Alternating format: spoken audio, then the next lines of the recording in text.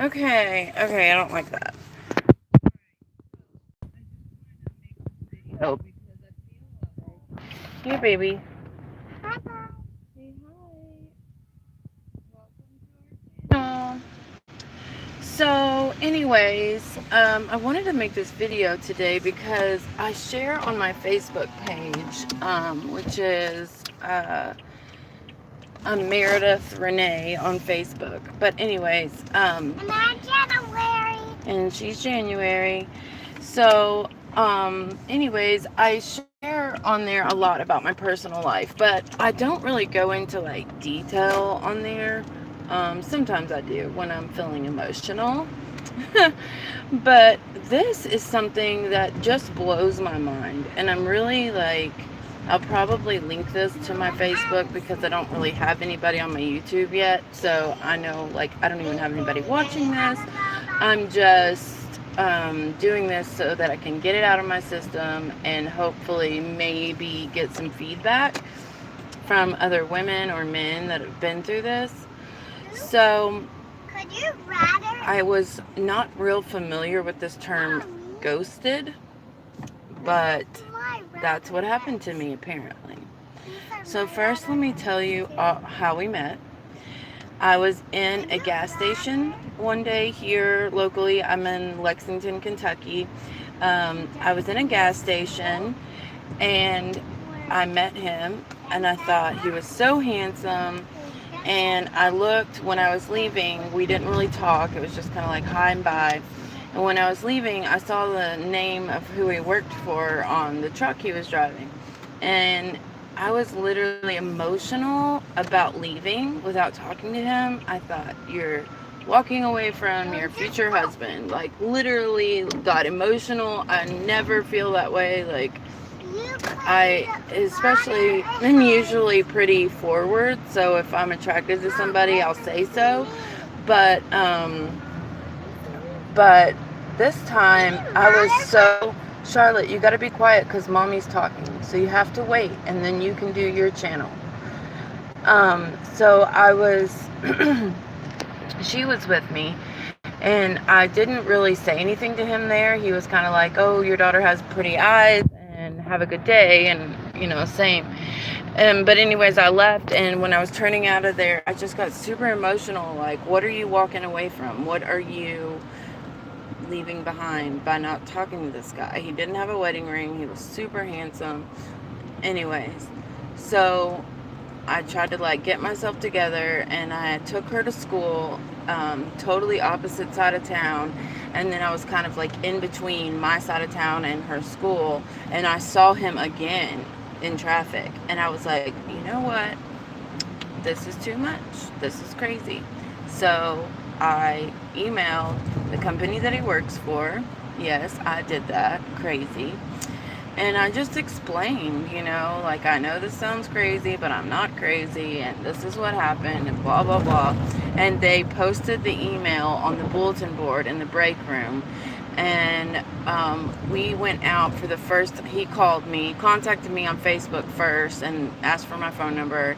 He was literally, like, so flattered, and he was like, this is the best thing anybody's done to, like, get to know me, and he was like, I appreciate it so much. You made my year and blah, blah, blah. And he was such a nice, jubilant, very happy guy. And that's awesome. So,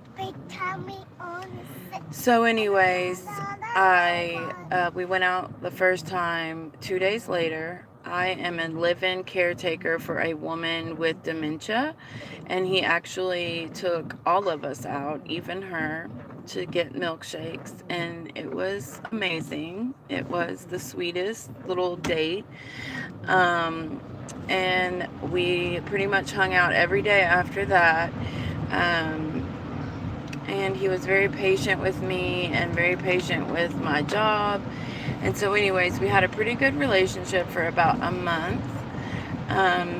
He brought up being exclusive, and I agreed that I wanted to be exclusive. I wasn't gonna bring it up, but he did, so I was like, fine, this is good. And he said he would be crushed if anybody else, if I was dating anyone else. So he wanted to keep me for himself. So I was like, awesome, absolutely, I'm not going anywhere.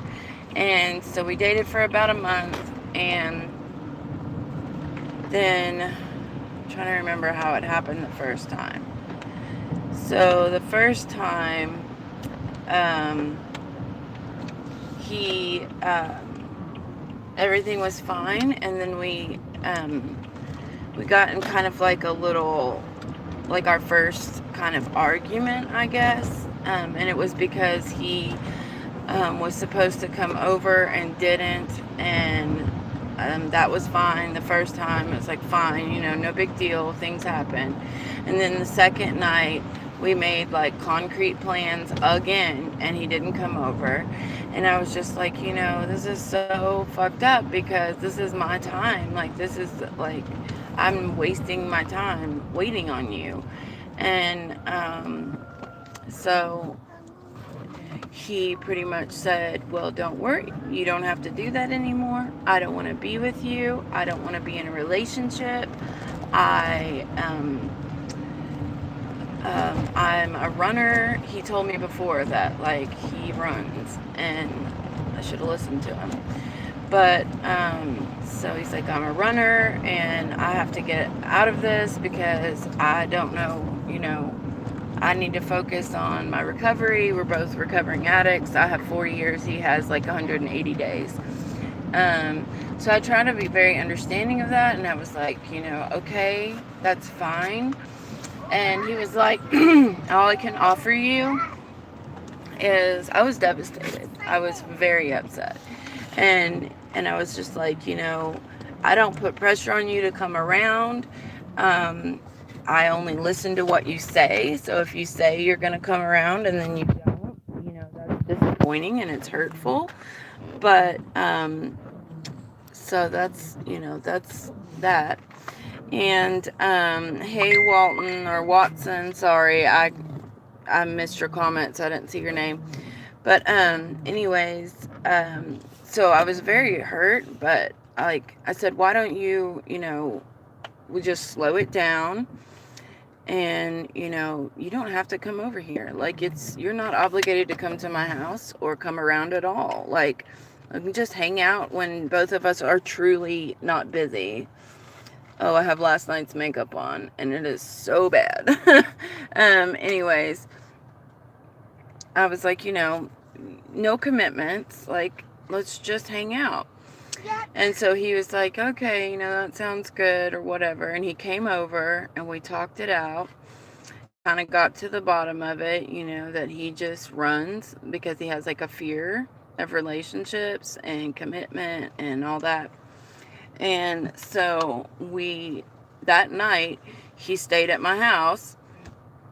And the next night, I was just kind of figuring, he'd go to his meetings, I'd do my thing, came back to my house the next night, and the next night, and the next night. And then I was like, what happened to us slowing down? Like, we got all our shit, like, aired out, and I told him mine, and he had just told me that he loved me for the first time right before he disappeared on me the first time. He didn't really disappear as bad the first time. This next one is the bad one. And so, yeah, so he comes back, and he's telling me that he loves me, and I'm thinking, okay.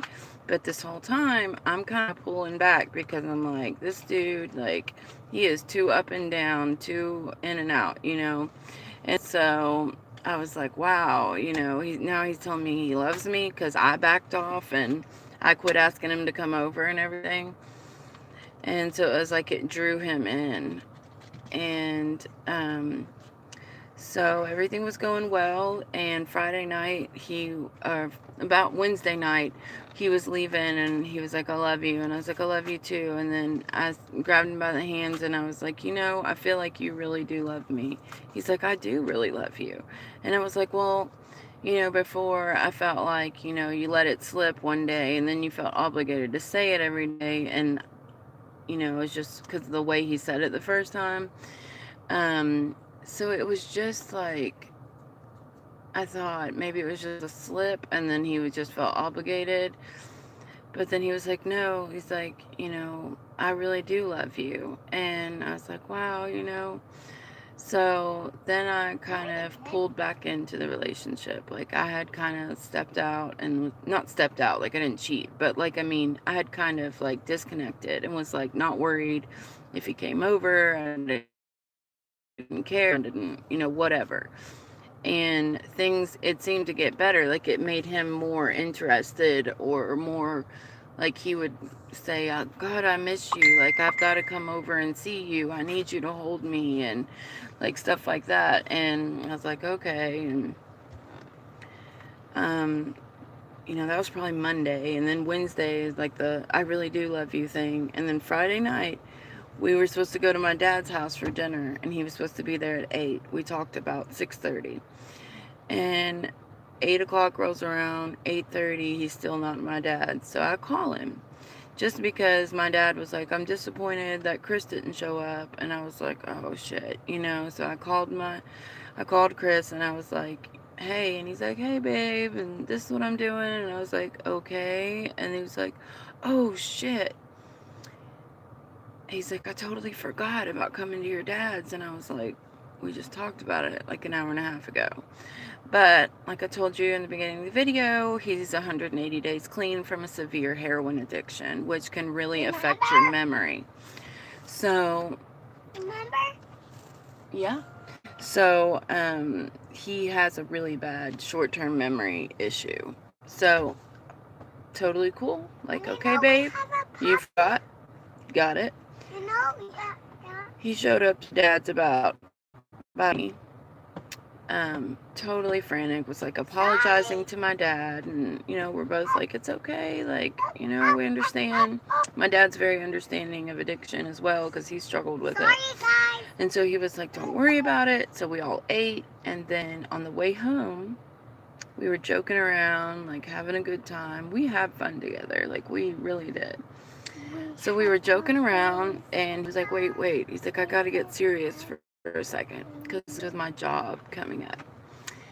He said, I want to get serious for a second. He said, no matter what happens with your job or with your living situation, it's like, no matter what happens, we'll be together. He's like, I want you to know that we'll be together. Like, he even grabbed my arm. And it was a very, like, sweet moment. And I was like, gosh, like, who is this guy? Because this is what I had to do. I just had to, like, pull out and, like, back off a lot. And, it makes him, like, come after me. I was like, God, the games that people play, So it's just kind of like, wow. So that was Friday night. So Saturday morning, I had this big meeting about my job. And he left. He took me to my car because I all rode home from Dad's together because I was tired. So he took me to my car, and we sat outside of our car and smoked a cigarette, talked together. Very like lovey-dovey. He was being very supportive, very hugging on me, telling me he was going to pray for me and everything like that. Because I was nervous about the meeting. So I came home, had the meeting with my employers. I checked my phone, and there was a message that said, I just prayed for you, from Chris. And I was like, wow, how sweet. So I wrote him back. He didn't respond to the text. So we talked on the phone. About the meeting, and he was very, like, wanted to put in his 2 cents about what he thought was the motive for the family deciding what they decided about my client and everything. And I was like, okay, it doesn't matter because what we're doing is the best thing for Gail, and that's all that matters, and blah, blah, blah. It wasn't like a fight or anything, but I was just kind of like, don't, it doesn't matter what you think of the situation, because he's not a huge fan of her boyfriend. So anyways, I was just like, okay, whatever. So we talked, and It was not a fight. It wasn't even nearly a fight. It was just like a, babe, don't worry about it. Don't concern yourself with it. And we love you, hung up the phone. Mommy. And that was about 1:30. Let's go inside. Okay, so that was about 1:30, and hear from him. So I didn't hear from him, and I just kept thinking, well, he's in a meeting or he's with his boys and they're doing whatever they do. No, I'm still doing my video. And so I didn't think anything of it. I just thought, he's just out doing guy stuff on the weekend, and no big deal. Well, 6 o'clock rolls by, 7 o'clock, 8 o'clock, 9 o'clock, never hear from him, and I'm thinking, wow. But also not entirely abnormal. And I think I text him one time during the day because, okay, now you've heard from me, I'm trying to get a hold of you, holler at me when you get a chance. Well, he didn't. Then Sunday morning, we had gone to church the week before at my church, or my father's church. I'm personally Muslim, and he's Christian, and that's fine, and that works fine. Put your shoes on, baby, and come on. And so we were going to go to church, but we had just briefly talked about it. He wanted to take me to his church. Shut the door, baby. Shut the door. And so I didn't go to church with him, obviously, because I didn't hear from him. Didn't hear from him all weekend. Not even a message to say I'm not coming over. Not even a message to say, I'm done with this relationship. Nothing. Just nothing. Charlotte, you can do it when I'm done. Just nothing. And so then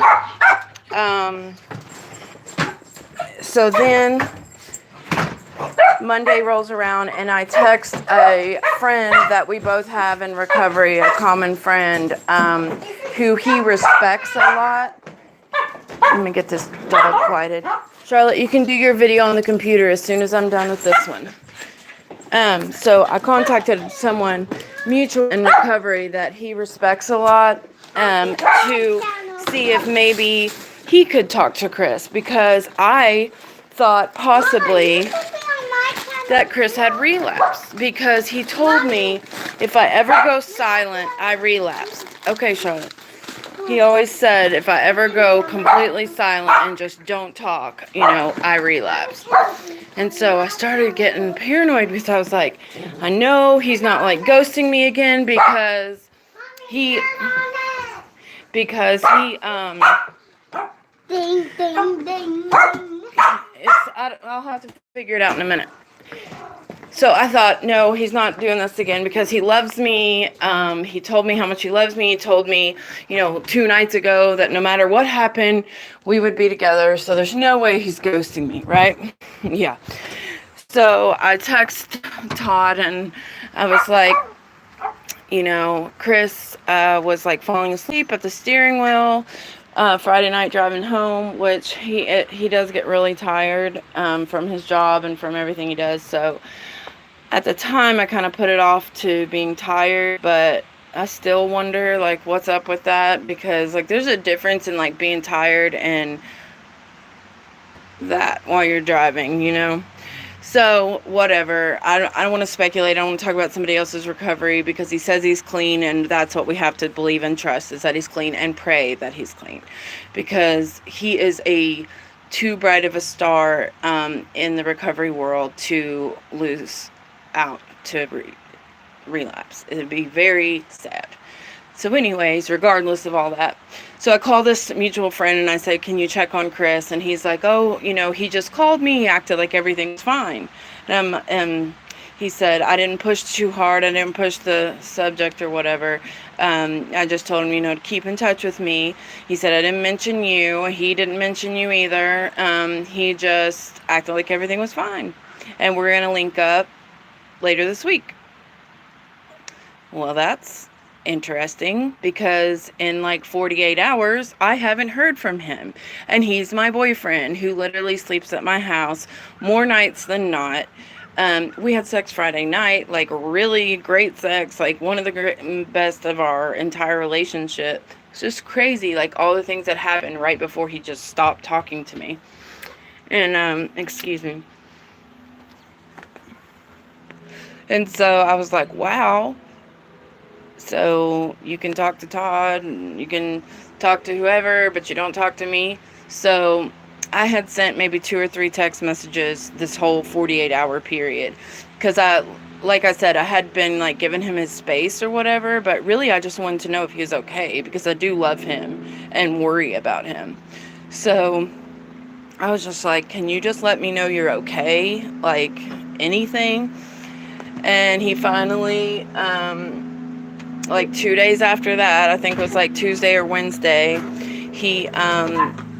I saw that he had read my Facebook message, where I said, I know you have to wait, Charlotte. This is my channel. No, this one's mine. I'm not on yours right now, so you have to wait.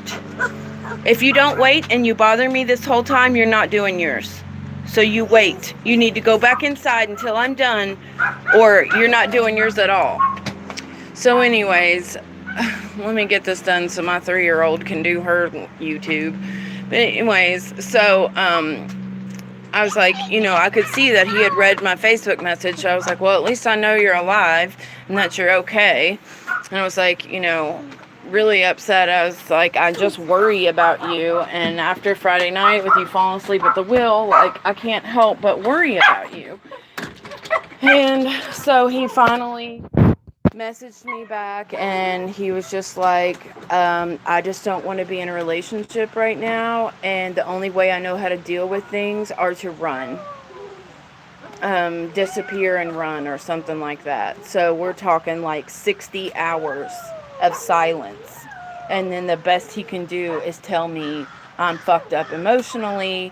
So I ran away again. And I'm done. And I'm not going to come back, and the relationship's over. I'm like, wow. And granted, I knew he had the, like that he had done this before. But this was like, I love you so much, no matter what, we're going to be together. And this is all coming from him. And I don't know what changed it, other than maybe the fact that I was gonna, if I leave this job, I have to get my own place because I live with my client. And so we had talked about getting an apartment. And I don't know if that's what freaked him out or what, but it was like totally, he was the one suggesting like, oh, there's apartments over by my sister, Angel, and there's cheap apartments over there. And like, he was like making the suggestions, and I had even kind of, before we talked, I was going to tell him, like, I don't think we should get an apartment together because we haven't been together that long. And, I don't ever want to, like, have a weird relationship situation in front of my daughter. So I just didn't want to do it. So I was, like, thinking about telling him, I don't want to move in. But anyways, so 60 hours of radio silence, he finally tells me that he just doesn't know how else to deal with his emotions than to run from them. And so he, everything he's going through, that he just needs space. He needed space after I did his schoolwork for him, after I gave him his Christmas present that he asked to have early because he needed it. Because it's cold or whatever, and it was like these face mask things. So anyways, if you all see Chris Chadwell wearing like a face mask, I bought it for him. He's a fucking bum. So anyways, I literally like once a week or twice a week had to give him money for gas and other things because he is so car poor. Like, he makes like $1,000 a month, and his car payment is $300 a month. His insurance was $300 a month. Now it's down to like $400, or it was like, $500 total for his car and his insurance. And then he went out and got rims that he lied and told me were $100 a month. I don't know why I even believe that. So he's got rental rooms that are like $250 or $300 a month. So he literally, his bills are like more than he makes a month. And it's all in his car. It's all his car. And the only way he got the car was my stable address, me lying and saying I was his landlord, um, using my family for references, and my address. So all that is about to go bye-bye because I'm not playing this fucking... I'm not going to carry a grown man anymore, and I'm done with it. And like my friend Jessica said, you have a whole man and you're out here struggling. And that was true. And a lot of the time I struggled because I was giving him money. And why I did that, I don't know. Like, I make these stupid mistakes in relationships. But I loved him so much. And I was so proud of him and his sobriety and his commitment to it and his love for God and his love for recovery and helping other people. But then I started seeing like these things where he would say like, man, I feel like a famous person when I go to these meetings, and like all these girls, they all want to talk to me, and all the guys like look up to me and they just can't believe my story. And he's like, I swear, man, we walk in and it's like famous people walking in, and he's like, I gotta get this car. So he's like, I gotta have a nice car, because I offered to let him drive my Jetta. Let's see if we can show it to you. That car right there. He drove it for like a week because he wasn't making the payments. So, red flag. But anyway, so his Mercedes got repoed. And so I was letting him drive that Jetta. That he said it wasn't nice enough, that it wasn't a nice car, and he has to have a nice car because of his standing in the recovery community, which is funny because he only has like 6 months of clean time.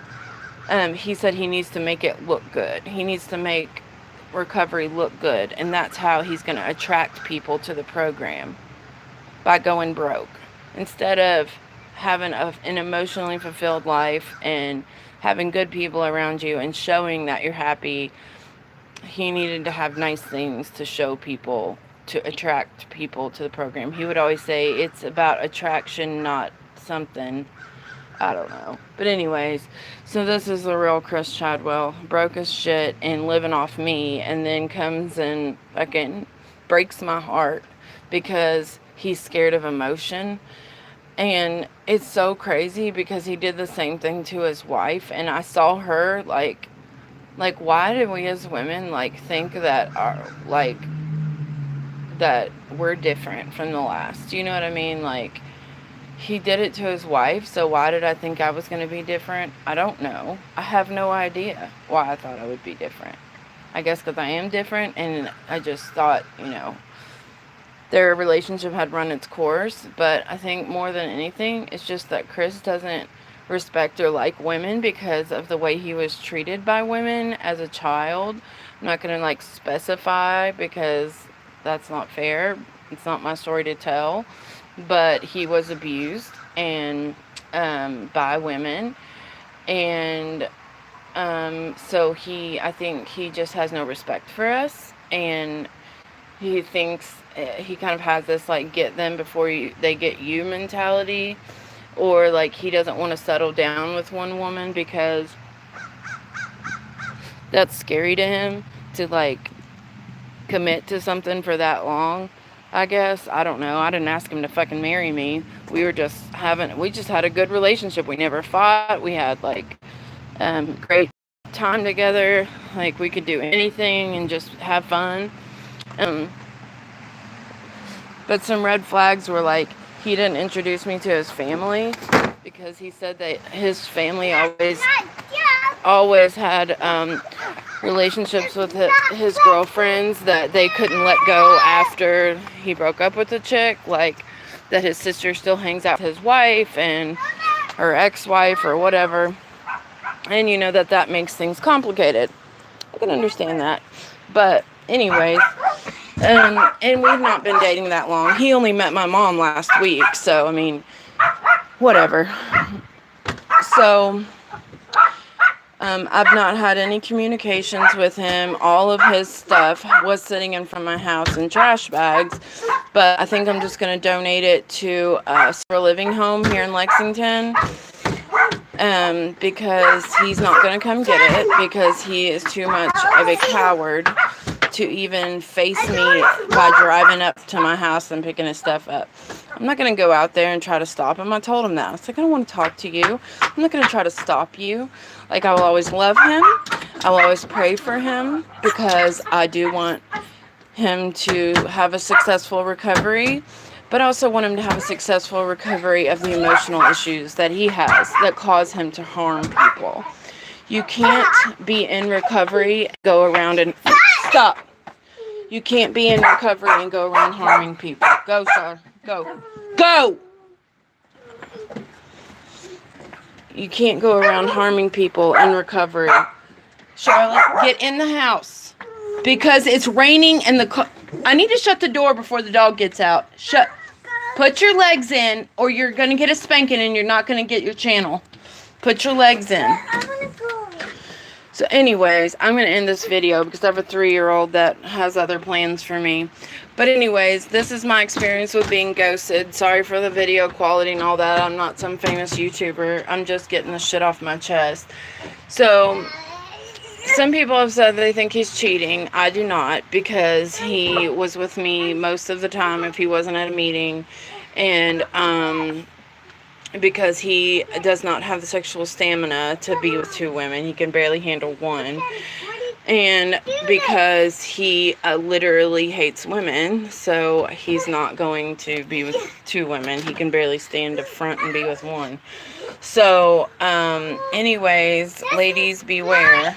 You know, I should have watched how he treated his wife and ran for the hills, but I didn't. I was stupid. So, don't be stupid. He's charming and handsome, in my opinion. But he's not worth it. And, nobody deserves to be treated the way I just got treated. So, yeah, that's where I'm going to end it. You guys have a great day. Now, how do I end it?